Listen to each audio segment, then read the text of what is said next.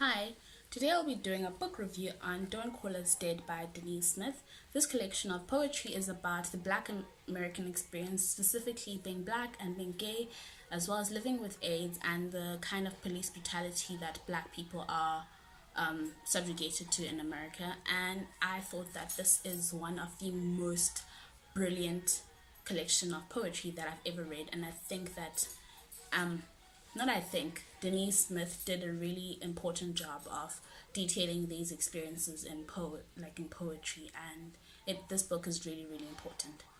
And while I was reading it, actually, I paused sometimes because the book is kind of really heavy because it does deal a lot with psychological trauma and pain. And I went to read some of Denise's interviews, specifically one on The Guardian, and I was really happy a bit. I don't know how to describe the feeling that I was experiencing, because I don't know if I've said this before, but I don't really care about representation because I do think that it has limits. But I was feeling a type of thing when I found out they also are non-binary, and coming from a non-binary person, I don't know, it felt a type of way.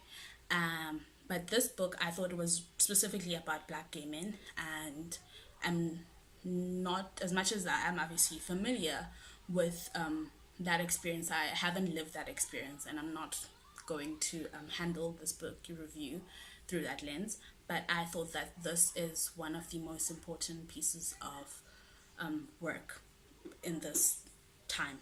Actually, not in this time. I think this is one of the most important pieces of work.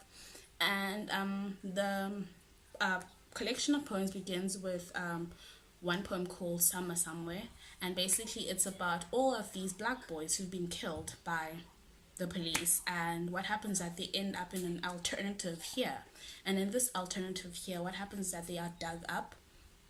I think from obviously they graze from our here, and what happens is that they are dug up, and they in that here, it's almost like a paradise, and almost like what their lives could have been if they hadn't been killed by the police. And I thought that was so creative and so imaginative, and it was heartbreaking because you have all these Black boys obviously, and if you think about it, so many of them would have been dug up or just coming up, especially in that alternative now. And I thought that, yeah. And one of the lines in that poem, I'm not memorizing it properly, but it goes somewhere on goes some it goes, please don't call us dead, call us alive someplace better. And I thought that was really important. It was just, it broke my heart. And then it says, we say our own names when we pray, we go out for sweets and come back.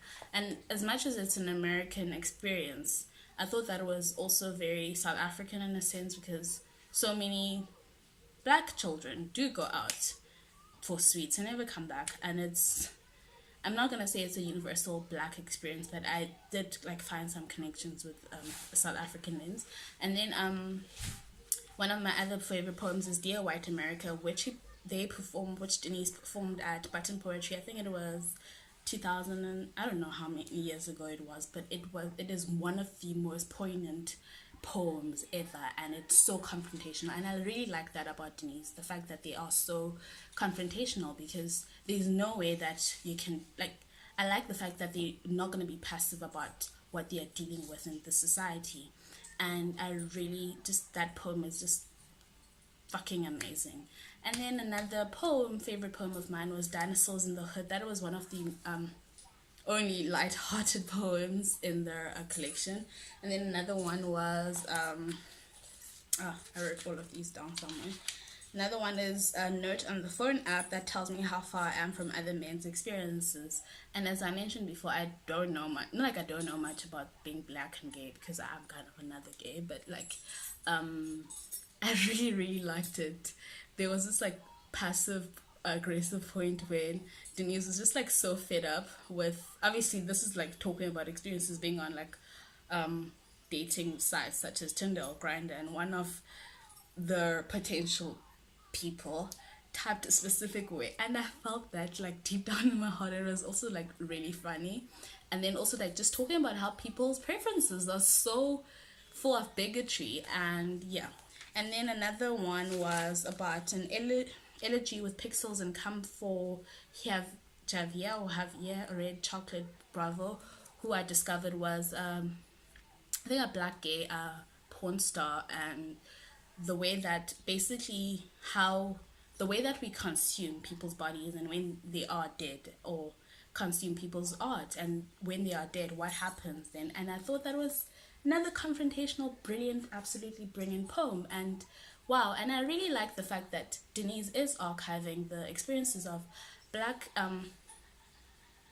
people who have AIDS, because I'm not gonna make the assumption that that experience was not detailed, but we don't know much about it in popular culture, because we know about white men who did have AIDS, and that was put like not like it was prioritized or anything, but it's we know about that. Whereas there is kind of like almost an erasure of black gay men who have AIDS. And yeah, and also like the fact that Denise again was the fact of a way that he addressed the way that we think about AIDS and the way that we treat people with AIDS. And yeah, and last, yeah, I was gonna read all of my favorite poems, but let me just stop there.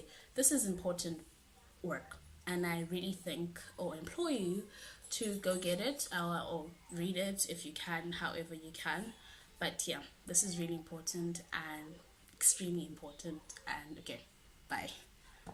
Oh, before I say bye, I gave it 5 stars out of 5 because it's so brilliant.